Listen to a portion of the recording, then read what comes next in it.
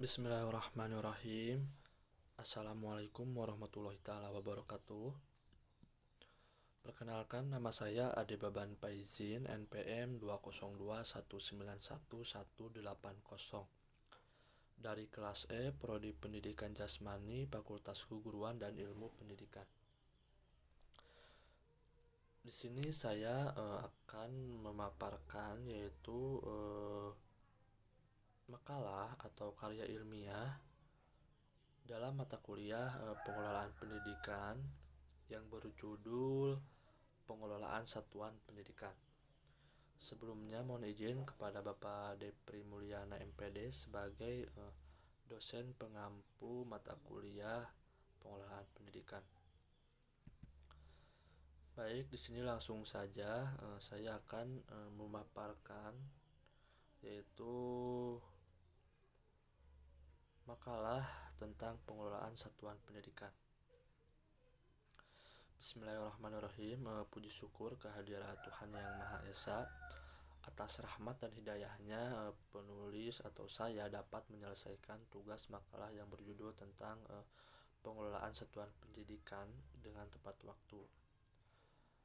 Makalah disusun untuk memenuhi tugas kuliah pengelolaan pendidikan.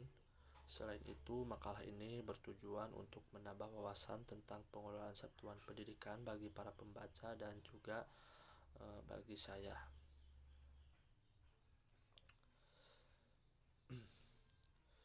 Baik, di sini ada beberapa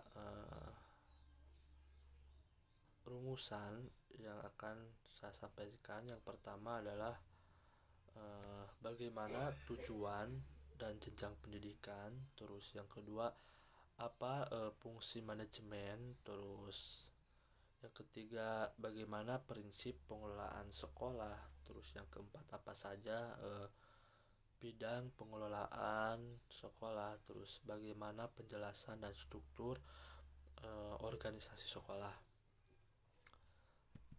Baik, langsung saja ke pembahasan. Yang pertama, jenjang pendidikan dan tujuan.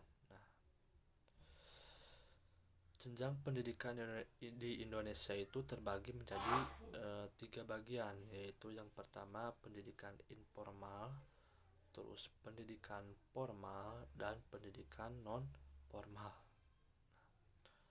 Pendidikan formal yaitu pendidikan informal, pendidikan formal, dan non formal. Nah, pendidikan informal yaitu digambarkan sebagai pendidikan yang berasal dari lingkungan keluarga. Nah, sebelum seorang anak memulai pendidikan di sekolah, nah itu adalah pendidikan informal. Nah, terus yang kedua adalah pendidikan formal. Nah, pendidikan formal adalah merupakan pendidikan yang diselenggarakan di sekolah-sekolah pada umumnya. Nah, jalur pendidikan ini mempunyai jenjang pendidikan yang jelas, mulai dari pendidikan dasar, terus pendidikan menengah, dan pendidikan tinggi. Nah, itu adalah pendidikan formal. Nah, yang ketiga adalah pendidikan non formal. Nah, pendidikan non formal ini adalah jalur pendidikan di luar pendidikan formal. Nah, yang dapat dilaksanakan secara struktur dan berjenjang. Nah, pendidikan non formal ini diselenggarakan bagi warga atau masyarakat yang memerlukan layanan atau pendidikan yang berfungsi sebagai pengganti atau penambah dan pelengkap pendidikan formal dalam rangka mendukung pendidikan sepanjang hayat. Nah, contohnya kalau untuk seorang mahasiswa, yaitu contohnya sebagai ada juga sebagai kursus, diantaranya kursus musik, terus bimbingan belajar dan sebagainya. Nah, itu adalah termasuk pendidikan non formal. Nah, pendidikan non formal juga berfungsi mengembangkan potensi peserta didik dengan menekankan pada penguasaan atau pengetahuan dan keterampilan fungsional serta pengembangan sikap dan kepribadian profesional. Nah, itu adalah pendidikan non formal. Nah, terus B, fungsi manajemen atau pengelolaan sekolah.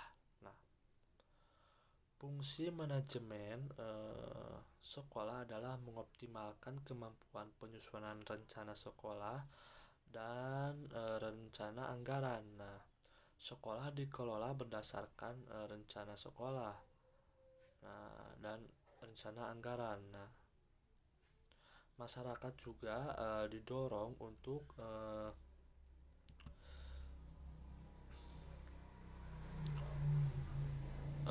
apa? Masyarakat juga didorong berdasarkan rencana sekolah. Nah, dan rencana anggaran, masyarakat juga didorong untuk berpartisipasi mengelola sekolah. Nah, berikut di sini adalah fungsi-fungsi pengelolaan sekolah, yaitu yang pertama ada perencanaan, pengorganisasian, terus penggerakan, pengordinasian, terus pengarahan dan pengawasan dalam konteks kegiatan satuan pendidikan. Nah, itu adalah fungsi manajemen atau pengelolaan sekolah. Nah,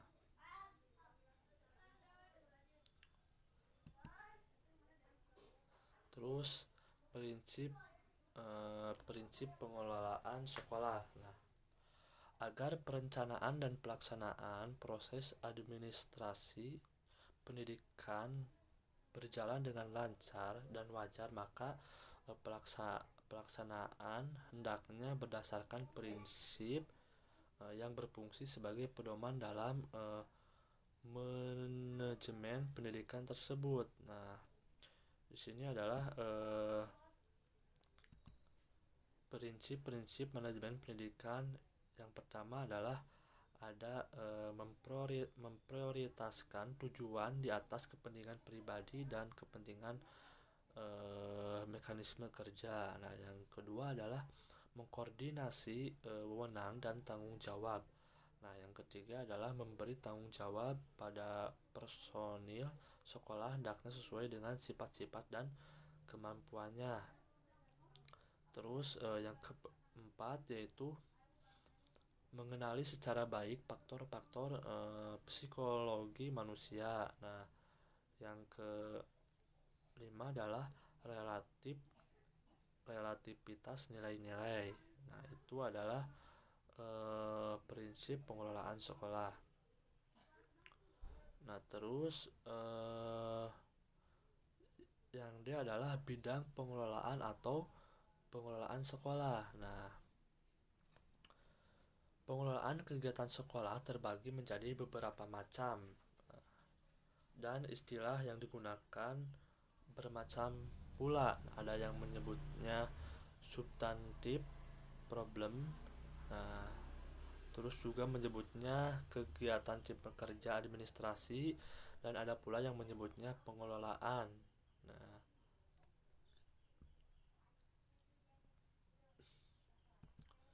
di sini adalah beberapa pengelolaan kegiatan sekolah rinci adalah yang pertama pengelolaan program pengajaran. Nah, yang kedua adalah pengelolaan kesiswaan. Yang ketiga adalah pengelolaan personil sekolah, dan yang keempat adalah pengelolaan keuangan, peralatan, perlengkapan dan gedung sekolah. Terus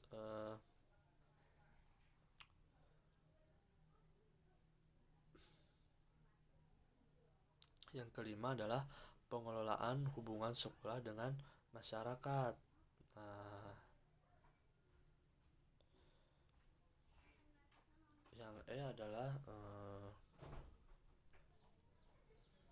yang E adalah struktur organisasi sekolah. Nah, struktur organisasi sekolah yang pertama adalah komite sekolah. Maksud dibentuknya komite sekolah agar suatu organisasi masyarakat sekolah yang mempunyai komitmen dan loyalitas serta peduli terhadap peningkatan kualitas sekolah. Nah, komite sekolah yang dibentuk dapat dikembangkan secara khas dan berakar dari budaya, demografis, ekologi, nilai kesepakatan, serta kepercayaan yang dibangun sesuai dengan potensi masyarakat setempat. Nah, itu adalah komite sekolah. Nah, yang kedua adalah kepala sekolah. Nah, kepala sekolah adalah bertanggung jawab sepenuhnya terhadap seluruh kegiatan sekolah. Di sini kepala sekolah juga berperan sebagai manajer, edukator, leader, motivator, dan juga inovator baik dari dalam maupun di luar. Nah, yang ketiga adalah Wakasek Manajemen Mutu. Nah, wakil manajemen mutu bertanggung jawab kepada kepala sekolah dalam merumuskan atau melaksanakan dan mengkoordinir kegiatan penjamin mutu dalam proses diklat pendidikan dan latihan berdasarkan standar manajemen. Nah, untuk memenuhi tanggung jawab tersebut, maka wakil manajemen mutu memiliki wewenang dan tugas, yaitu sebagai berikut. Nah, yang pertama adalah menyusun dan mengembangkan dokumen, terus yang kedua mengelola dan memelihara dokumen rekaman, terus yang ketiga melakukan penjaminan mutu proses dan hasil, yang keempat membantu kepala sekolah dalam mengendalikan pendidikan dan latihan. Nah, tugasnya yaitu menyusun program kerja tahunan, terus melaksanakan pembinaan, terus melakukan koordinasi, menyusun dokumen sistem manajemen mutu, terus mengkoordinasi pemeliharaan dokumen rekaman, terus melaksanakan dan mengkoordinasi administrasi, terus mengkoordinasikan pelaksanaan audit eksternal, terus melaporkan hasil pelaksanaan audit, terus yang kedelapan melaksanakan tugas lain yang ditetapkan oleh kepala sekolah yang berkaitan dengan penjaminan mutu diklat. Nah, yang keempat adalah kepala tata usaha. Kepala urusan tata usaha dan umum memiliki fungsi seperti melaksanakan urusan ketatausahaan, tata naskah, administrasi, surat menyurat, arsip, terus ekspedisi, lalu penataan administrasi perangkat desa, penyediaan prasarana perangkat desa dan kantor. Nah, itu adalah kepala tata usaha. Terus Wakase kurikulum. Nah, wakil sekolah bidang kurikulum bertanggung jawab kepada kepala sekolah atas terselenggaranya proses kegiatan belajar mengajar, teori dan praktek serta pengembangan kurikulum. Nah, untuk memenuhi tanggung jawab tersebut, maka wakil kepala sekolah bidang kurikulum memiliki wewenang dan tugas, yaitu sebagai yang pertama menyetujui program pembelajaran tiap mata diklat, terus mengendalikan kegiatan pembelajaran teori dan praktek, terus meminta laporan atau pertanggungjawaban pelaksanaan KBM, terus menyetujui pengadaan guru atau guru bantu, tamu dan guru honor. Terus yang kelima adalah memberikan instruksi dan memastikan dilaksanakannya instruksi tersebut. Tugasnya yaitu mempersiapkan penyusunan program kerja, mengkoordinir pengembangan kurikulum, terus menganalisa pelaksanaan program pembelajaran, terus yang keempat menganalisis ketercapaian target kurikulum. Nah, yang keenam adalah wakase kesiswaan. Nah, wakil kepala sekolah bidang kemahasiswaan bertanggung jawab kepada kepala sekolah dalam kegiatan kesiswaan, pembinaan, bimbingan siswa dan penyelenggaraan penerimaan mahasiswa baru PSB. Nah, untuk memenuhi tanggung jawab tersebut. Nah, yang ketujuh adalah Wakasekumas. Nah, tugas Wakasekumas yang pertama mengatur dan menyelenggarakan hubungan baik antara sekolah dan komite sekolah, terus menampung sarana dan pendapat masyarakat demi kemajuan sekolah, terus mengatur dan menyelenggarakan hubungan antara sekolah dengan orang tua wali murid, terus yang keempat membantu mewujudkan kerjasama dengan lembaga-lembaga yang berhubungan dengan usaha dan kegiatan pengabdian masyarakat. Nah, itu adalah Wakasek Humas. Yang kedelapan adalah Wakasek Sarana Prasarana. Nah, wakil kepala sekolah bidang sarana dan prasarana merupakan pejabat yang ditunjuk oleh kepala sekolah dan bertanggung jawab kepada kepala sekolah dalam memimpin, merencanakan, terus mengembangkan, terus mengarahkan, mengkoordinasikan, mengawasi dan mengendalikan kegiatan sekolah dalam melaksanakan program bidang sarana prasarana sesuai dengan visi dan misi program kerja yang telah ditetapkan sekolah tersebut. Terus yang kesembilan adalah guru. Nah, tugas pokok guru adalah merencanakan pembelajaran atau bimbingan, melaksanakan pembelajaran atau bimbingan, menilai hasil pembelajaran atau pembimbingan, membimbing dan melatih peserta didik serta melaksanakan tugas tambahan yang melekat pada pelaksanaan kegiatan pokok sesuai dengan beban kerja guru. Nah, yang ke-10 adalah murid. Nah, yang pertama tugas murid adalah belajar, terus memahami dan mempelajari materi yang diajarkan, terus mengerjakan tugas-tugas yang diberikan oleh guru, terus mempelajari kembali materi yang telah diajarkan dan mengerjakan PR jika ada PR, terus taat pada peraturan sekolah, terus yang keenam adalah patuh dan hormat pada guru. Nah, jadi kesimpulan dari makalah ini yang pertama, berdasarkan uraian bab sebelumnya penulis dapat mengemukakan. Nah, di sini adalah kesimpulannya adalah jenjang pendidikan di Indonesia terbagi menjadi 3, yaitu pendidikan formal, terus informal dan non formal.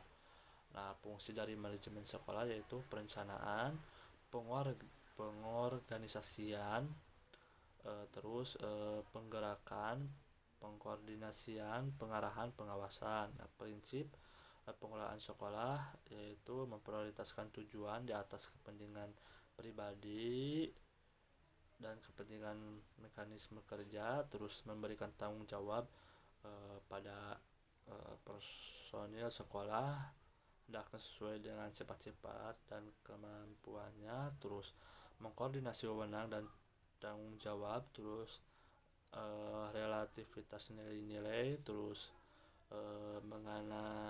mengenal secara baik faktor-faktor psikologi manusia. Nah, bidang atau pengelolaan sekolah yang pertama, instruksional program, staff personel, terus student personel, terus finansial dan physical resource, terus school community relationship.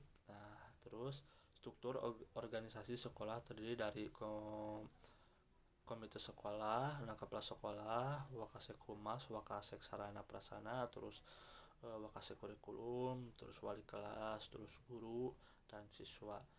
Mungkin cukup sekian dari saya. Mohon maaf apabila ada kesalahan atau dalam penyampaian makalah ini. Mohon maaf. Cukup sekian dari saya. Wassalamualaikum warahmatullahi wabarakatuh.